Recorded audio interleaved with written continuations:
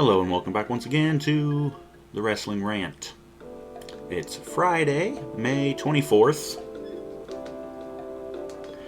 and tonight was Smackdown, and I know I said I wasn't going to be able to do these on Smackdown, but I managed to get lucky and I got off of work early. But anyways, let's just jump right in. The show starts with a recap of what happened to Triple H, him getting beat up by Brock at the pay-per-view, and then getting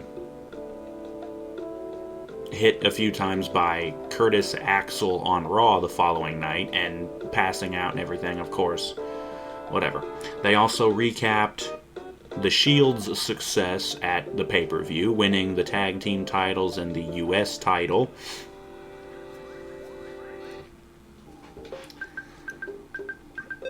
After that, the show actually starts, and it's Miz TV. Miz is already in the ring with his big logo and everything, and he introduces Fandango. Out he comes with Summer. They do their whole entrance, the whole dance, everything, into the ring, everything. And so Miz is talking to him, and talking all this smack, basically. And he calls Johnny a bag of Skittles because of the outfit that he's wearing. It's the pants and vest that he's wearing. It's all multicolored and everything. And I don't know. I thought it looked cool. But yeah, he calls him a bag of Skittles, and then the crowd starts chanting "bag of Skittles." Stupid shit. Anyways, they finally talking and everything, and Wade Barrett comes out. He starts bitching up a storm. "You left me during our match. You started dancing, blah blah. You ever cross me again?" And he said he would break all the teeth out of his mouth. Whatever.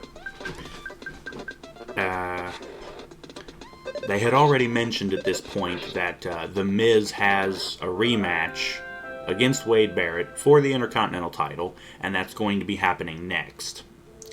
But before they actually get to that match, like I said, Barrett came out and he started talking to Miz, talking to Johnny, and then big fight breaks out. So the three of them are fighting, and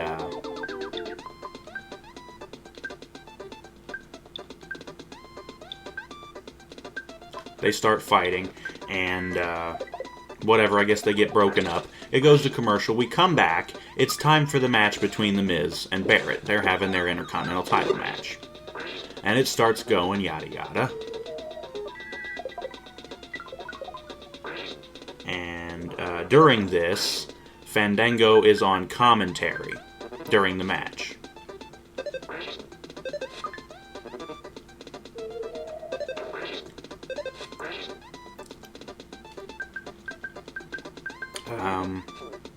Yeah, but Johnny's on commentary, and Summer's kind of rubbing his shoulders during this, and about partway through the match, Johnny's on he stands up and he says, "You know what, I feel like stretching my legs." He gets up, he takes the headset off, and he says, "Hit my music." And his music starts playing, and him and Summer start dancing again, right in the middle of our Intercontinental title match. And so Miz and Barrett are looking over like, what the fuck? And they're still trying to have their match. Miz decides to run over, baseball slide kick Johnny, knocks him on his ass. And because, like, completely unprovoked. I don't understand this. Like, sure, he's being a dick, you know, dancing and stuff. But it's like, he's not bugging anybody, really. He's not hurting anybody. He's just dancing. Sure, it's a distraction, but if you're a pro, you should be able to avoid this, or ignore it. But yeah, so Miz baseball slide kicks him. And of course this pisses Johnny off. So Barrett hits, he hits Miz, and Miz winds up kind of throated on the ropes. And as that happens, Johnny, he gets up, he recovers from the baseball slide, he jumps up, and basically enziguri kicks Miz in the face. Ref sees it, calls for the bell. So this Intercontinental title match is just thrown out by DQ. And so that happens, and then Johnny gets in the ring, and he just starts hammering down blows on The Miz. And I guess Barrett's kind of recovering from, I think Miz hit him with something, but whatever. Johnny's beating on Miz, and then he gets up and he turns around. Meanwhile, Barrett's been loading up his bull hammer elbow, the move that he ripped off from Cassius Ohno. He loads this thing up. Johnny turns around, and Barrett clocks him. Nails him with this elbow. And then he pisses off. He grabs his belt, he leaves. That's it for that segment, pretty much.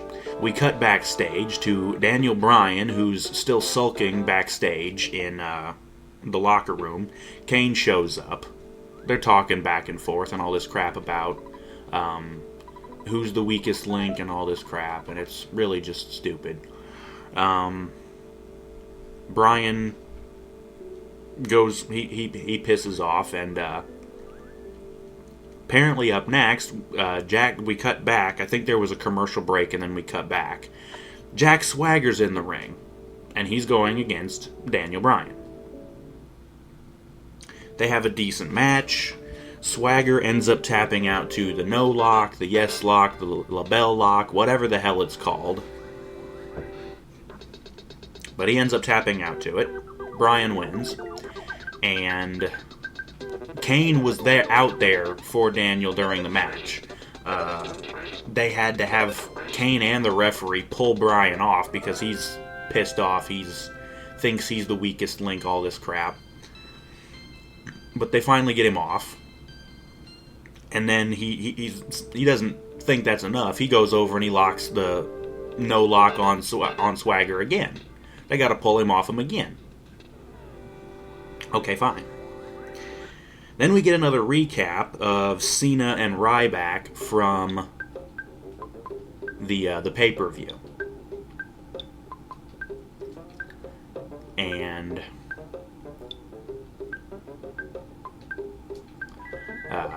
so they're doing that. And then, of course, they have to go over Ryback's promo from Raw on the ambulance and all that stuff. Blah, blah, blah. They cut back to the ring.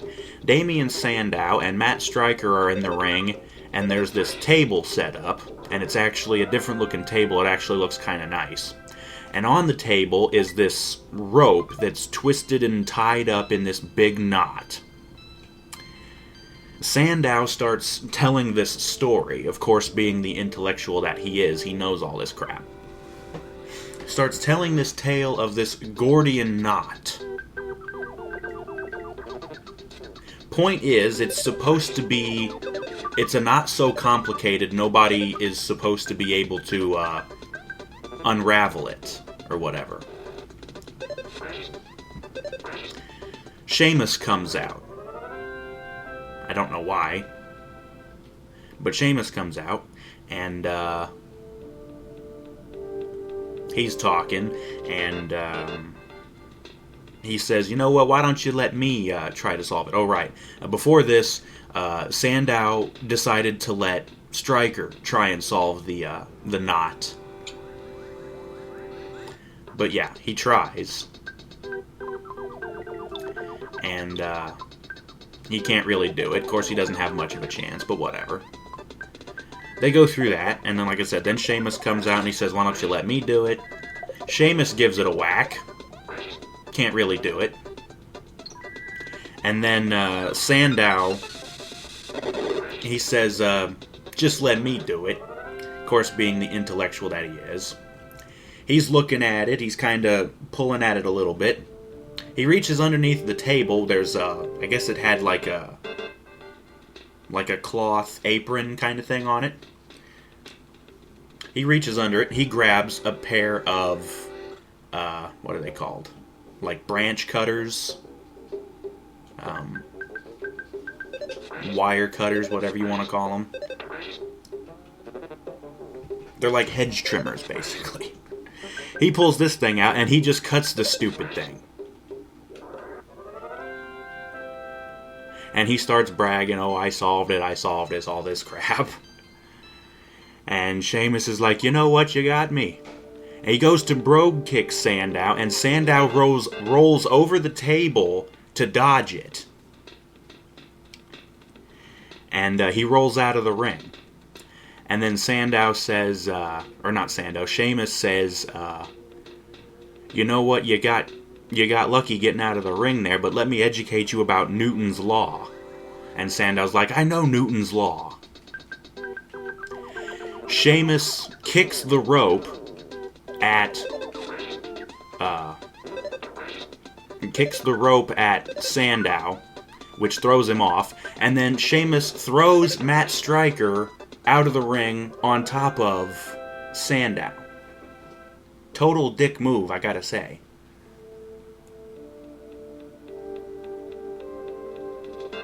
So, really don't see what they're trying to do with this, but it's just dumb.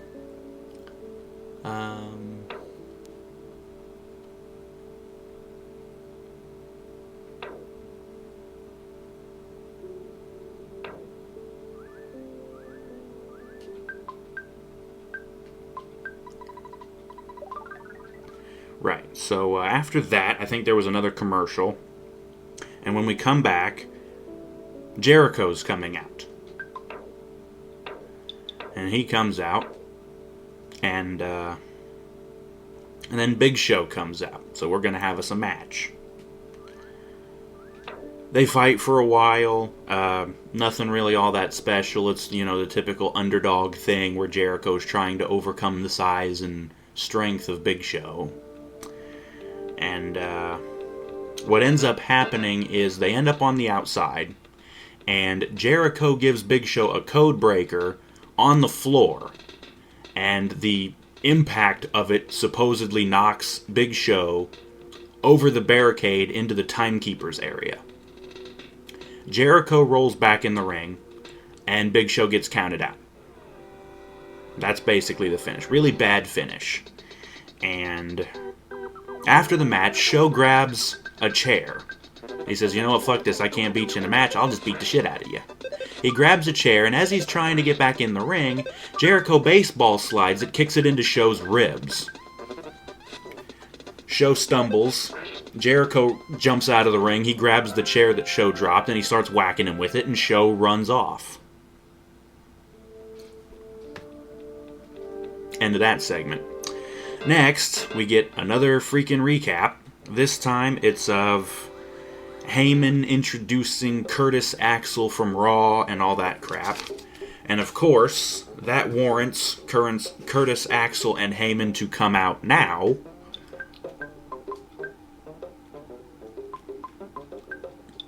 And so they do.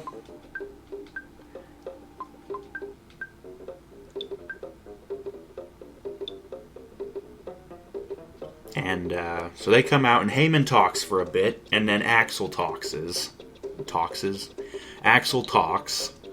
and saying all this ridiculous crap. It's really dumb.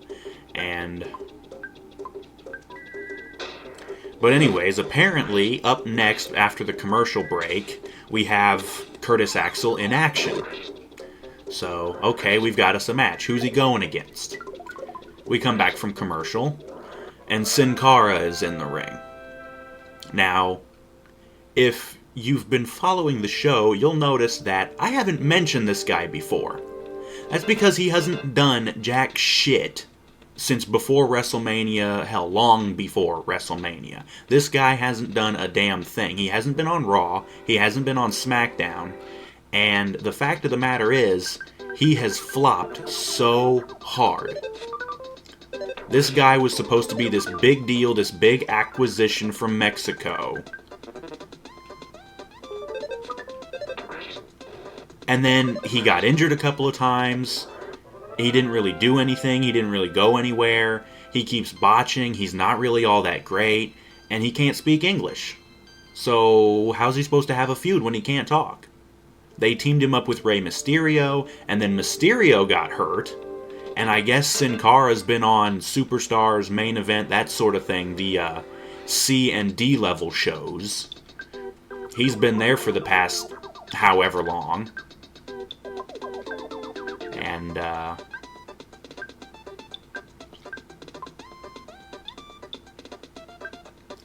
yeah, so, but anyways, Sin Cara's in the match, or in the ring. They go for a while, him and Axel. The match is not all that good, but then again, neither one of these guys can really go all that well. The problem with Sin Cara is he's a Mexican luchador. Nobody in the WWE can really keep up with him, and they've been trying to get him to work this slower style. You know, they're not really big on the luchadors. Which, you know, makes me wonder why the hell they even hired Rey Mysterio, considering he's a big luchador. But whatever. No.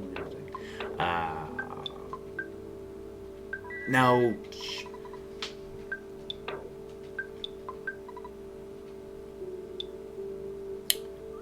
Oh, you sack of shit.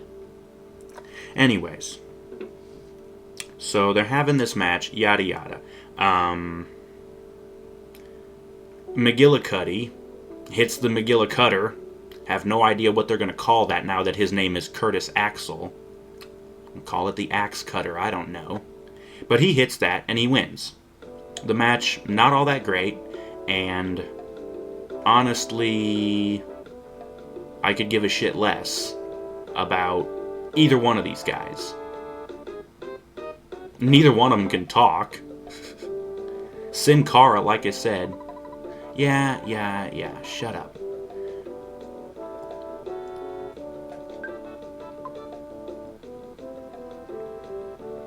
But, anyways, after that,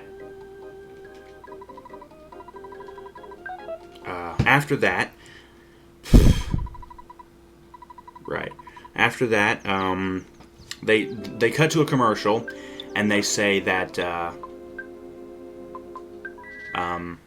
up next is going to be Kofi versus Ambrose in a rematch for the, U.S. title. The rematch from the pay-per-view. So Kofi comes out, and Ambrose comes out, and they start having this match. And right away, right at the beginning of the match, the crowd, you can hear them say this, they're chanting, Ambrose, Ambrose. And I'm like, yeah, this is a good crowd. So they're chanting that, and then later on they start chanting, let's go, Ambrose, you know. The crowd, apparently, they believe in the Shield. And that's good. Hell, there was even a sign in the crowd that said, believe in Ambrose. But anyways, so they're having their match. And out of nowhere, Kofi goes up to the top rope. And out of nowhere comes Rollins. He goes to grab Kofi off the top rope, but Kofi just kind of kicks him away. And then he's adjusting up there on the top rope, and I guess he glances over and he sees Reigns, so he dives on top of Reigns on the outside of the ring. And then he tries to get back in the ring to fight Ambrose. No bell has been called yet, even though this is blatant interference. But apparently, they jump in the ring anyways, and they start beating the hell out of Kofi, all three of them together, so now the referee has to call for the bell. DQ, they start beating Kofi's ass, whatever. Here comes Randy Orton. I don't know why. But he comes out. And then all of a sudden here comes Sheamus too. He comes out, and it's now even up 3-on-3. So they're fighting, and they manage to chase off the Shield, chase him out of the ring at least. And out comes Teddy Long. And he's still temporary. He's still temporary GM because Booker T's undergoing surgery for some injury or whatever. But Teddy comes out and he announces, you know what, you're all looking to fight. We ain't ending the show like this, and I'm looking at the clock. Yeah, you still got 20 minutes left, so yeah, you can't end the show just yet anyways. So he says, we're going to have us a 6-man tag team match, player. So we start having this tag team match. It's Kofi, Orton, and Sheamus versus The Shield, of course. And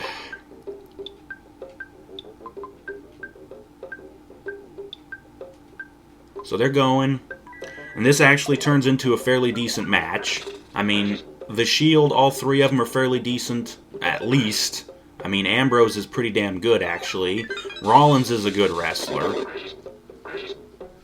Reigns ain't bad, but anyways, they go for, like I said, there was about 20 minutes in the show, so they went about that long. The finish ends up being Ambrose and Sheamus are the league, or yeah, Sheamus and Ambrose are the legal guys. Sheamus, Ambrose is down. Sheamus brogue kicks Rollins. And then he turns around, he picks up Ambrose for the white noise. And this is funny because Ambrose was using this same move as his finisher in FCW. But anyways, he picks Ambrose for the white noise, and before he can hit it, Reigns comes out of nowhere and spears the hell out of Sheamus. And then Reigns rolls out of the ring and gets RKO'd by Randy out on the floor. Back in the ring, Ambrose and Sheamus haven't really gotten up from the spot with the spear and everything. Sheamus makes the tag into Kofi. Kofi springs in and crossbodies Ambrose. Can't remember exactly what happened after the crossbody. Oh yes, after the crossbody, Kofi went to go for the Trouble in Paradise on Ambrose. Rollins, who was still crumpled up in the corner after getting brogue kicked, Rollins grabs Kofi's leg and distracts him long enough. Ambrose clocks him, cinches him up for the headlock driver, plants him, and that's match. Shield still undefeated in tag team action. And that's the end of our show. So all in all, this show was decent. Then again, it's hard to go wrong with the Shield. Those guys, honestly, the Shield is one of the best things to happen in the WWE in a long freaking time. They really are. Ambrose can talk really damn good. And Rollins ain't bad at talking, but he's a lot better at wrestling.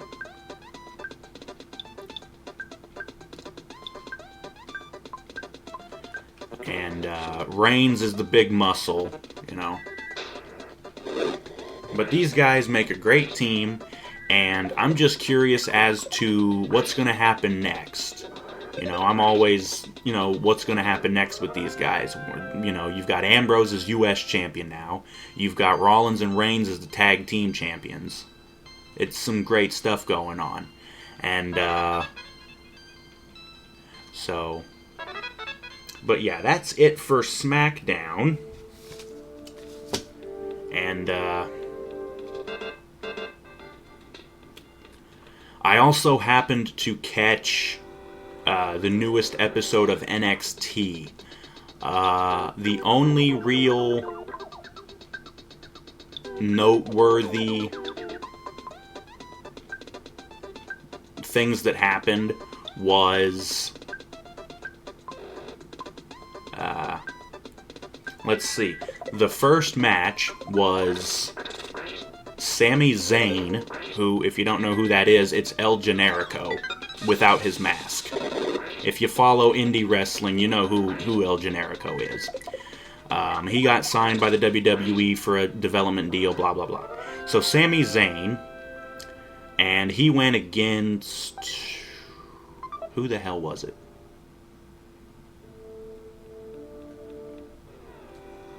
Crap, who the hell was it?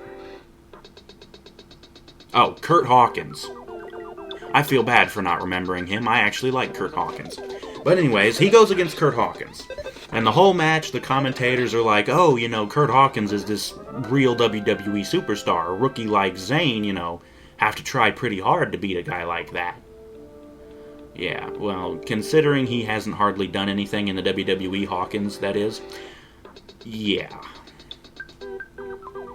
So, anyways, the match between them was actually fairly good. Zayn winds up winning. Trying to remember exactly what he did.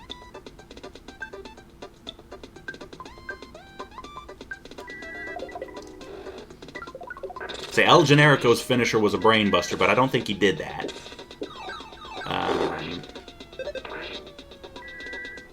Can't remember how he beat him, but he got this big upset on Hawkins. And so he wins. And then the second match was...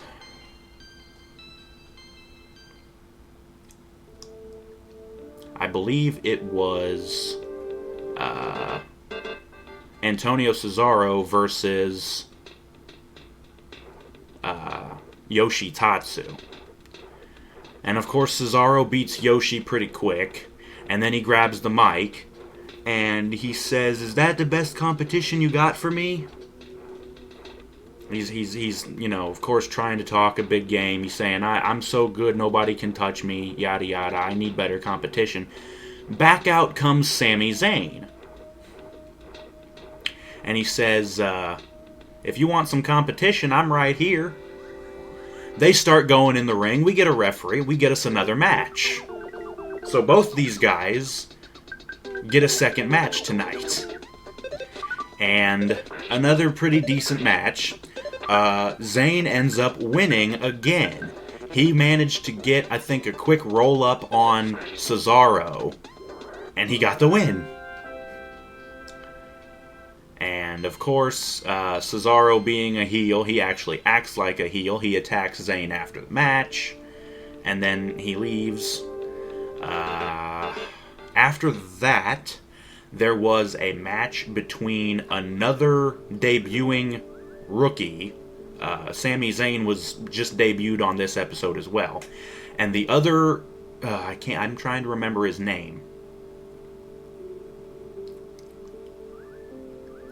I can't remember his name, but it looks like this guy is basically going to be the WWE's Jersey Shore knockoff.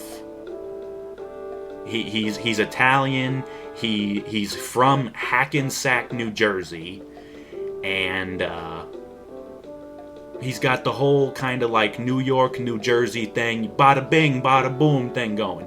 He kind of seems like a cross between like oh hell, I'm trying to remember who it was. But apparently this guy also has like this nervous twitch. Like he's kind of twitching during his promo on the way to the ring. And he says, I'm the realest guy in the room, yo. And then he finally gets in the dang ring because he's cutting a promo all the way to the ring. And then out comes Mason Ryan. And there's another guy I've never mentioned before on the show because I don't even know where the hell he's been for the last year. But Mason comes out, and of course, being the big roided up monster that he is, he squashes this new guy, beats him pretty easy. Really weak, you're going to debut a new guy and then not have him look good. But Mason Ryan wins, whatever. The next and final match of the show wound up being Bray Wyatt versus now I can't even remember who he was going against.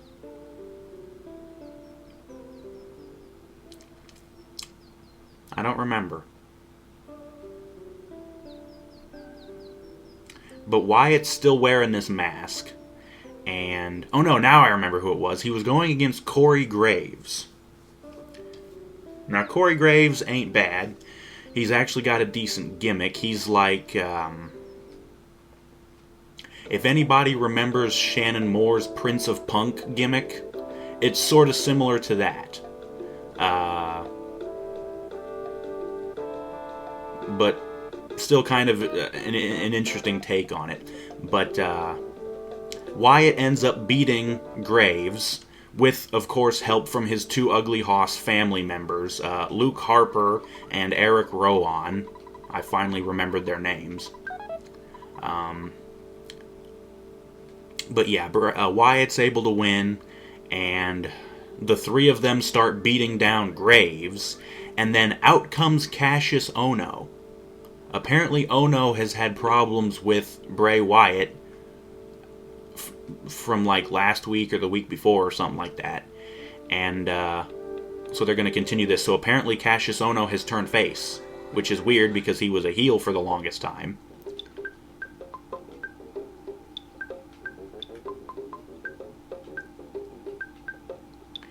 And so anyways, but Cassius Ohno comes out, but of course it's still 3-on-1. So of course Ohno gets overwhelmed and he gets whacked, and Wyatt hits his finisher on Cassius, and then they leave, and I think that was the end of the show.